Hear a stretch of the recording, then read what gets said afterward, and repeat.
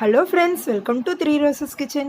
இன்றைக்கி நம்ம கிச்சனில் ரொம்ப ஹெல்த்தி அண்ட் டேஸ்டியான பீட்ரூட் பூரி எப்படி செய்கிறது அப்படி சொல்லிட்டு தான் பார்க்க போகிறோம். இன்றைக்கி நாங்கள் செய்கிறது வந்து ரேஷன் கடை கோதுமை மாவில் தான் செய்கிறோம். ரேஷன் கடை கோதுமை மாவில் எந்த ஒரு சோடா மாவுமே போடாமல் பூரி வந்து எவ்வளோ உப்பலாக வந்திருக்கு பாருங்கள். இப்படி மாவு பிசைஞ்சிங்கன்னா உங்களுக்கு பூரி நல்லா உப்பலாக வரும். வாங்க இப்போ நம்ம வீடியோக்குள்ளே போய் பார்க்கலாம். பீட்ரூட்டை நல்லா தோல் சீவிட்டு இது மாதிரி கட் பண்ணி எடுத்து வச்சுருக்கோம். ஒரு பீட்ரூட் நம்ம எடுத்திருக்கோம். ஒரு பச்சை மிளகாய், சீரகம் அரை ஸ்பூன் ஆட் பண்ண போகிறோம். 3 பல் பூண்டை வந்து உரிச்சு வச்சுருக்கோம். இஞ்சி வந்து ஒரு பீஸ் எடுத்திருக்கோம். இதுதான் தேவையான பொருட்கள். வாங்க இப்போ நம்ம இதை மிக்ஸி ஜாரில் போட்டு அரைச்சிக்கலாம். எல்லாத்தையும் மிக்ஸி ஜாரில் சேர்த்துக்கோங்க.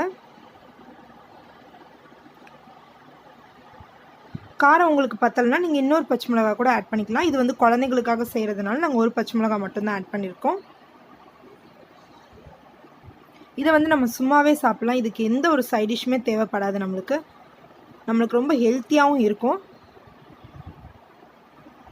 இதில் வந்து கொஞ்சோண்டு தண்ணி ஊற்றி நீங்கள் அரைச்சிக்கோங்க. நான் அரை கப்பு தண்ணி ஊற்றி இதை வந்து அரைச்சி எடுத்துக்க போகிறேன். அரைச்சிட்டு உங்களுக்கு காட்டுறேன்.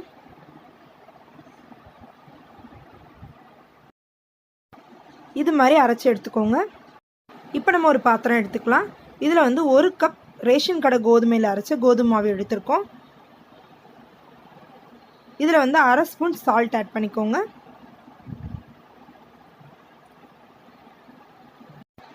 இப்போ நம்ம அரைச்சி வச்சுருக்க பீட்ரூட் கலவையை இதில் சேர்த்துக்கலாம். மொத்தமாக ஊற்றிடாமல் கொஞ்சம் கொஞ்சமாக ஸ்பூன் எடுத்து நீங்கள் ஊற்றிக்கோங்க. இப்போ 1 ஸ்பூன் ஆயில் ஊற்றிக்கலாம். சமையலுக்கு யூஸ் பண்ணுற எண்ணெய் எடுத்துக்கோங்க. எந்த எண்ணெயாக இருந்தாலும் பரவாயில்ல. இப்போ இதை நல்லா வந்து பிசைஞ்சு விட்டுக்கோங்க. அப்படி நீங்கள் அரைச்ச கலவை உங்களுக்கு பத்தலை அப்படின்ற பட்சத்துக்கு நீங்கள் வந்து தண்ணி ஊற்றி கூட இதை பிசைஞ்சுக்கோங்க. இப்போ பாருங்கள், நல்லா வந்து இதை பிசைஞ்சு எடுத்துட்டோம். எவ்வளோ சூப்பராக இருக்குது பாருங்கள் நம்மளுக்கு.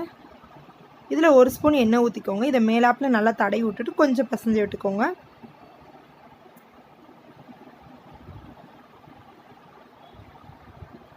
நிறைய குழந்தைங்க வந்து காய்கறிகள்லாம் சாப்பிடவே மாட்டாங்க. அதுவும் பீட்ரூட்டாக சுத்தமாக சாப்பிடவே மாட்டாங்க.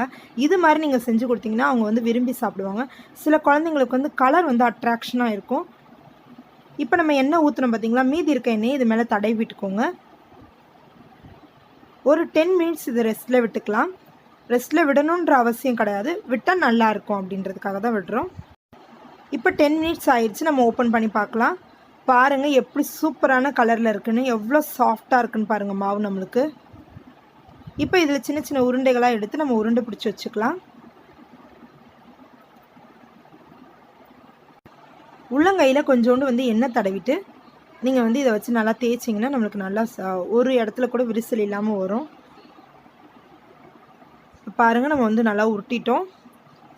இப்போ இதை பூரி தேய்க்கிற கட்டையில் வச்சு தேய்ச்சிக்கலாம். கட்டையிலையும் வந்து நாங்கள் எண்ணெய் தடவிருக்கோம். இது மாதிரி எண்ணெய் தடவிட்டு செய்யுங்க. அதே வந்து குழந்தைங்களுக்கு, சின்ன குழந்தைங்களுக்கு நீங்கள் செஞ்சு தரீங்க அப்படின்ற பட்சத்துக்கு நெய் யூஸ் பண்ணிக்கோங்க. அது வந்து உடம்புக்கு ரொம்ப நல்லது தான்.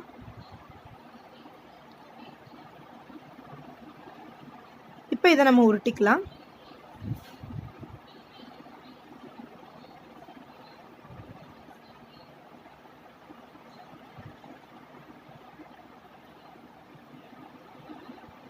ஈஸியாக வரும் நம்மளுக்கு இது மாதிரி செய்யும் போது. இப்போ இதே மாதிரி எல்லாத்தையும் செஞ்சு வச்சுட்டு உங்களுக்கு காட்டுறேன். இப்போ பாருங்கள், நம்ம எல்லாத்தையுமே இது மாதிரி உருட்டி எடுத்து வச்சிட்டோம். இப்போ நம்ம எண்ணெயை காய வச்சுருக்கோம். எண்ணெய் காய்ஞ்சது இதை போட்டு எடுத்துடலாம். இப்போ எண்ணெய் நல்லா காஞ்சிருச்சு. இதில் நம்ம பூரி எடுத்து போட்டுக்கலாம். பொறுமையாக இது மாதிரி ப்ரெஸ் பண்ணி விடுங்க. மேலாப்பில் அந்த எண்ணெயை வந்து எடுத்து ஊற்றணும். அப்போ தான் வந்து பூரி வந்து நல்லா உப்பலாக வரும். பாருங்கள் எவ்வளோ சூப்பராக நம்மளுக்கு உப்பி வந்திருக்குன்ட்டு. நிறைய பேர் வந்து பூரி உப்பலாக வரணுன்றதுக்காக வந்து ரவை சேர்ப்பாங்க. அப்படி இல்லைன்னா சோடா மாவு, பேக்கிங் சோடா சொல்லுவாங்க பார்த்தீங்களா, அது சேர்ப்பாங்க. அது எதுவுமே நம்ம சேர்க்கல. வெறும் ஒரே 1 ஸ்பூன் ஆயில் மட்டும்தான் சேர்த்துருக்கோம். அதுவும் நம்ம செஞ்சுருக்க பூரி வந்து ரேஷன் கடை கோதுமையில் வாங்கின கோதுமை மாவில் தான் நம்ம செஞ்சுருக்கோம். எவ்வளோ உப்பலாக வந்துட்டுருக்கு பாருங்கள் நம்மளுக்கு. எப்போவுமே நீங்கள் பூரி செய்யும்போது மீடியம் ஃப்ளேமில் வச்சு செய்யுங்க. இது மாதிரி லைட்டாக ப்ரெஸ் கொடுத்துட்டு அதுக்கடுத்து அந்த எண்ணெயை வந்து அது மேலே தெளித்து விடுங்க. நம்மளுக்கு வந்து பூரி சூப்பராக வரும். இதை பிளேட்டுக்கு ட்ரான்ஸ்ஃபர் பண்ணிட்டு உங்களுக்கு காட்டுறேன். இப்போ நம்மளுக்கு சுவையான பூரி ரெடி ஆயிடுச்சு. பாருங்கள் எவ்வளோ பஃபியாக வந்திருக்குன்ட்டு நம்மளுக்கு. அப்படியே இருக்குங்க. ரொம்ப நேரம் வரைக்கும் இந்த பூரி வந்து அப்படியே தான் இருந்துச்சு. சின்ன குழந்தைங்கன்றதுனால சின்ன சின்ன ஷேப்பில் நாங்கள் வந்து செஞ்சுருக்கோம் உங்களுக்கு கொடுக்கறதுக்காக. எல்லா இடத்துலையும் வந்து உப்பி இருக்கு பூரி. இன்றைக்கி நாங்கள் பீட்ரூட் பூரிக்காக ரைத்தா செஞ்சுருக்கோம். தயிரில் வெறுமனே உப்பு போட்டு மட்டும்தான் வச்சுருக்கோம். எம்டி சால்னா செஞ்சுருக்கோம். அதே மாதிரி வந்து புதினா சட்னி செஞ்சுருக்கோம். எம்டி சால்னாவோட லிங்க் வந்து நான் கீழே கொடுக்குறேங்க. வேணும்னா நீங்கள் டிஸ்கிரிப்ஷனில் போய் செக் பண்ணிக்கோங்க. இது வரைக்கும் நீங்கள் நம்ம சேனலை சப்ஸ்கிரைப் பண்ணாமல் தான் சப்ஸ்கிரைப் பண்ணிக்கோங்க. கூடவே இருக்க அந்த பெல் ஐக்கானையும் கிளிக் பண்ணிட்டீங்கன்னா நாங்கள் எப்பப்போ வீடியோ போடுறோமோ அப்பப்போ அது உங்களுக்கு நோட்டிஃபிகேஷனாக வரும். பாய் ஃப்ரெண்ட்ஸ், தேங்க்யூ ஃபார் வாட்சிங்.